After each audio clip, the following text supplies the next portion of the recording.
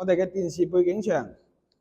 放喺入門嘅正對呢個位置㗎啦，就係一個預留翻一個撈空位嘅撈空位然之後咧就到咗呢度啦呢度撈空位嘅話，我哋主要係你可以放呢個移動牆嘅插蘇同埋。Hello， 各位觀眾，跟住心水哥睇裝修，睇下啱唔啱心水呢期節目咧，心水哥就嚟到咗呢個星河盛世，帶大家睇一套110幾平嘅南北通單位啦。呢集視頻咧同以往嘅唔一樣咧，就係咧依家仲係毛坯嘅狀態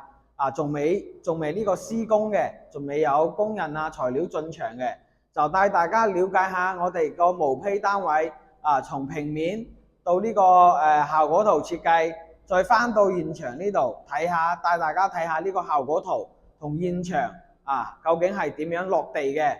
分享俾更多觀眾朋友同埋呢啲港人朋友喺呢邊大灣區買咗毛坯單位嘅，喺度諗住裝修嘅，分享更多呢啲裝修資訊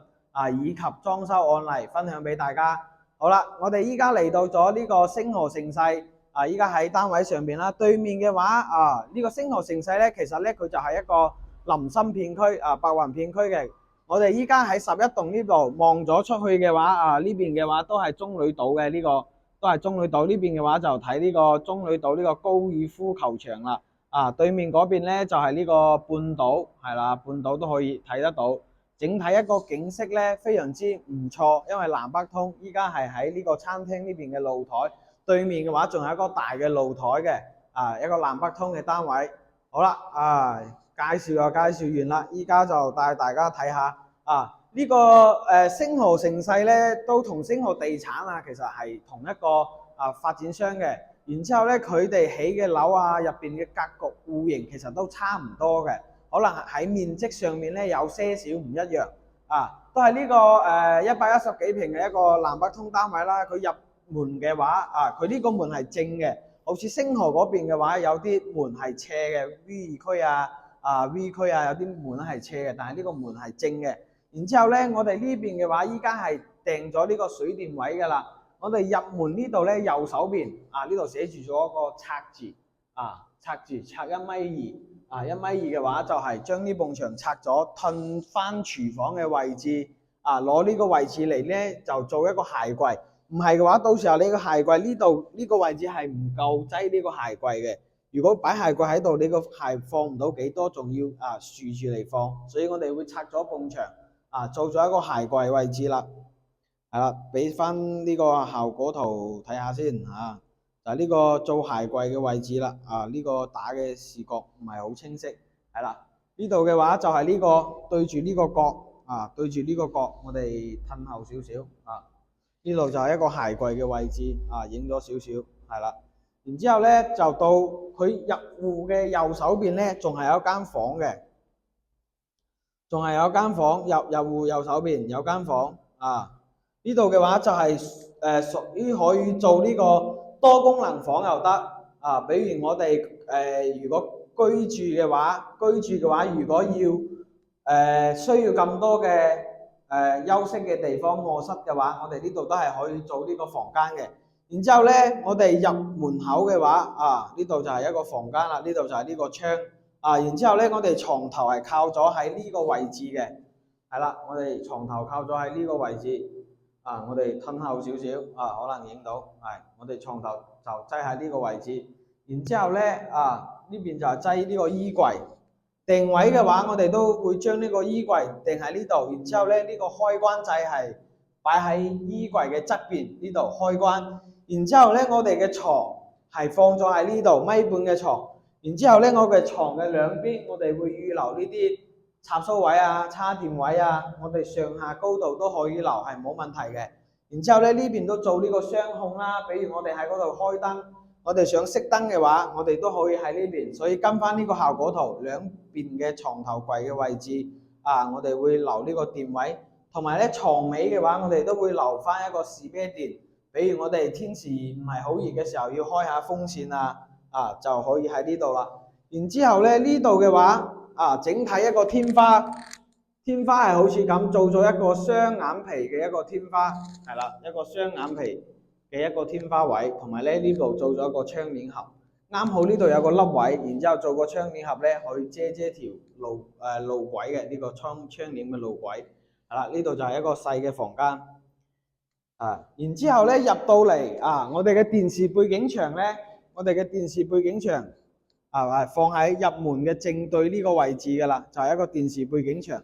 呢個背景牆好，大家可以睇下係一個木工做嘅一個電視背景牆，然後嵌一個不鏽鋼，然之後咧下邊係做一個訂製嘅一個電視櫃。呢周圍打咗燈光，比較簡潔，但係咧效果都非常之 OK 整體搭配落嚟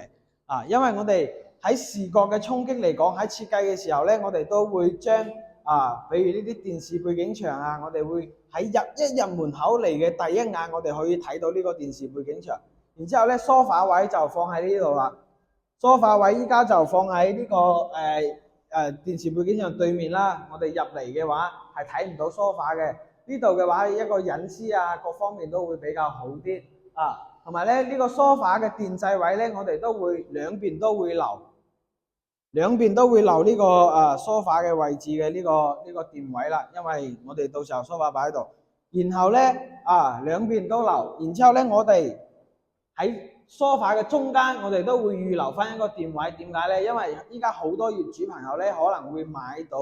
嗰啲功能嘅，比如帶電動位嘅，佢需要叉電嘅，所以我哋就擠喺呢個中間位度比較好啲，睇唔到個插頭。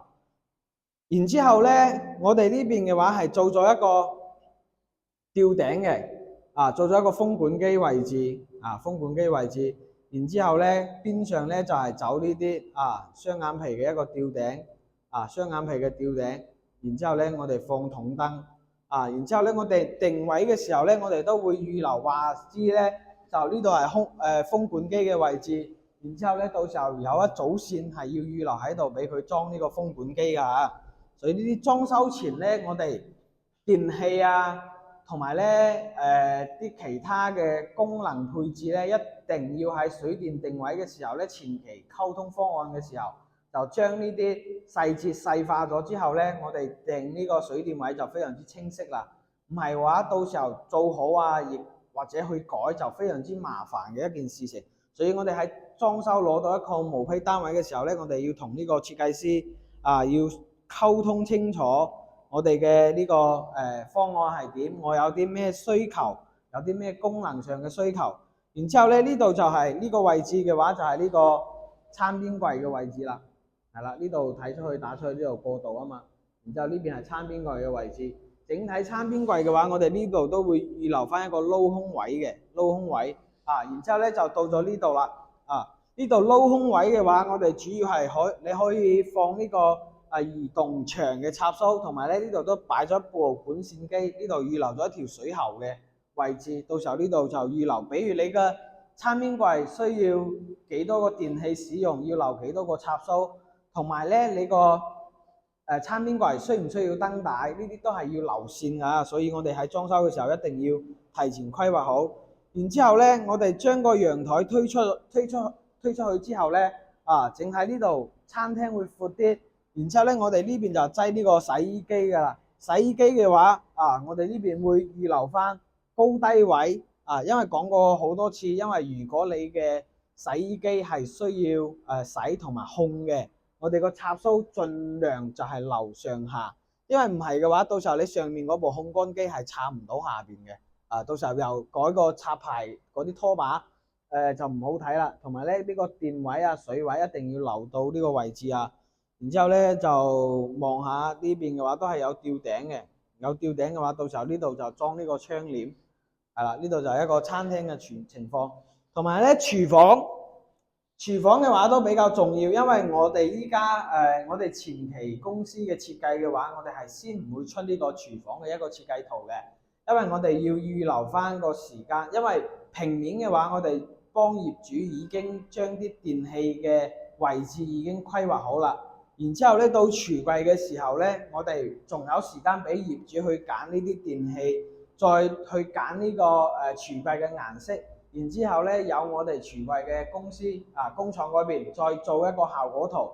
整體如果你揀咗咩色板嘅，然之後咧再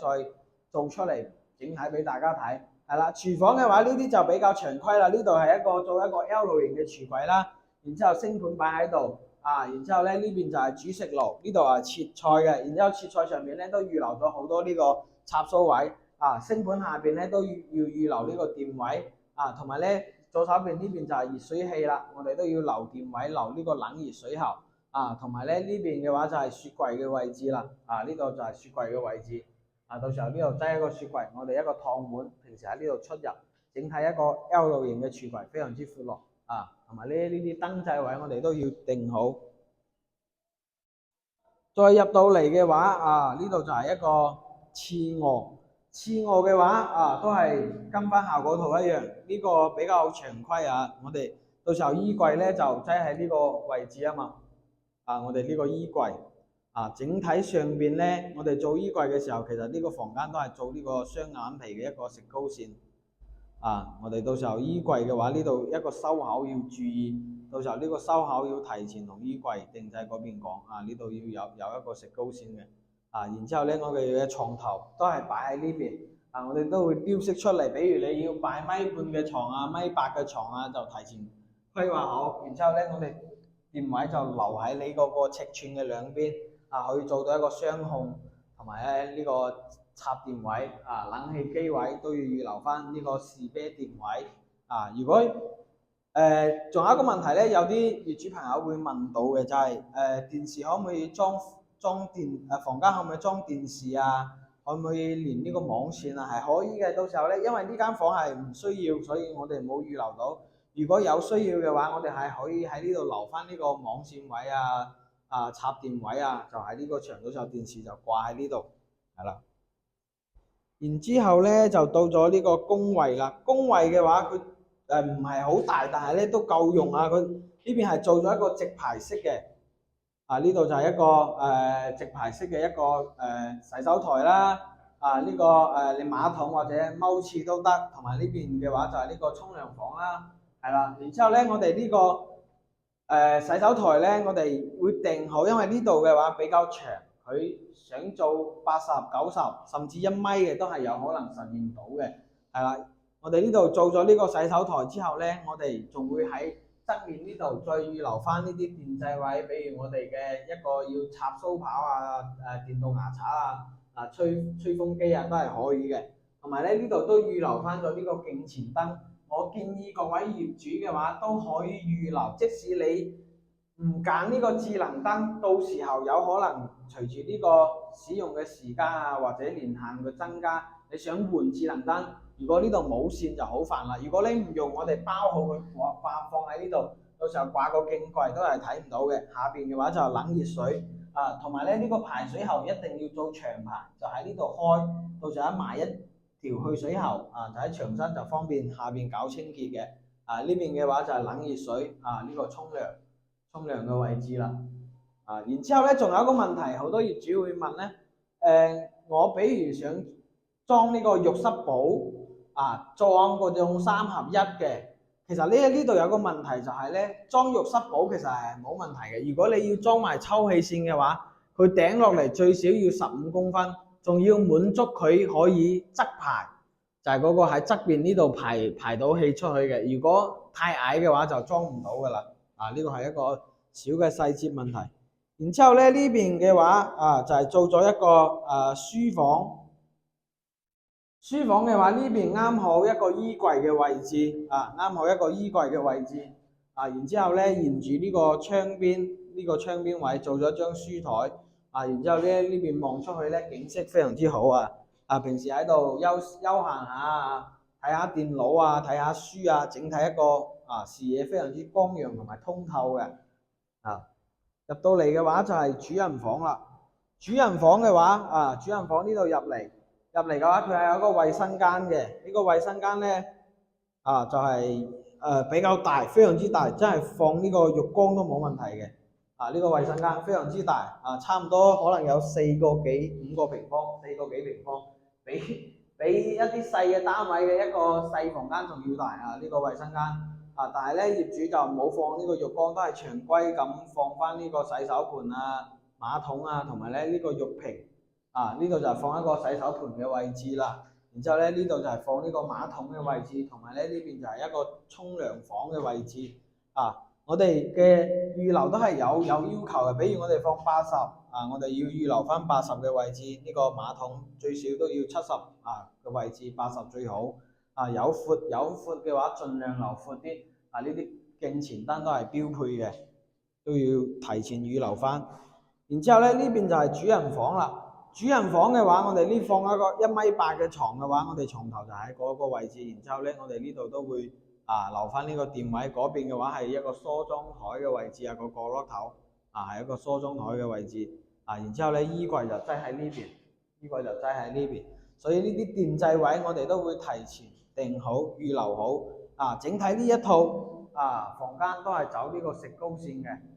係啦。整體嘅話，大概一個效果圖，我哋前期嘅話去落地先做呢個平面，然之後咧我哋再做呢個效果圖，定咗方案咗之後咧，再做呢個效果圖再到現場落地去訂呢個水電位啦，再去揀呢個唔同嘅主材嘅顏色啦，都係要跟翻呢個效果圖，所以呢個一定要設計效果圖。點解呢？因為你設計咗同唔設計咗，如果你施工嘅時候先去諗呢，可能好多嘢都諗唔到，改唔到。然之後呢，我哋前期施工嘅時候呢，去設計好啦。你咁我唔滿意唔啱嘅話，我哋到時候喺個效果圖嗰度去改進都係 OK 冇問題嘅。所以呢度就係有設計同埋冇設計嘅區別啦。好啦，呢期視頻呢就同大家分享住咁多啦。就都有業主關心嘅，如果好似咁樣嘅一個單位如果裝修落嚟，好似啱先嘅效果圖，裝修落嚟要幾錢深水哥話大家知其實咧我哋啱先嘅硬裝就唔包呢個風窗，唔包呢啲定製電器嘅話我哋基本上係11萬蚊就可以搞掂啦，11萬蚊出頭就可以將呢啲硬裝嘅呢一 part 全部搞掂啦。真係非常之抵因為我哋用嘅都係一線品牌嘅材料如果喺呢邊買咗樓諗住裝修，諗住了解嘅，可以揾我深水哥攞啲資料對比了解下。好多謝大家收睇呢期視頻，多謝，拜拜。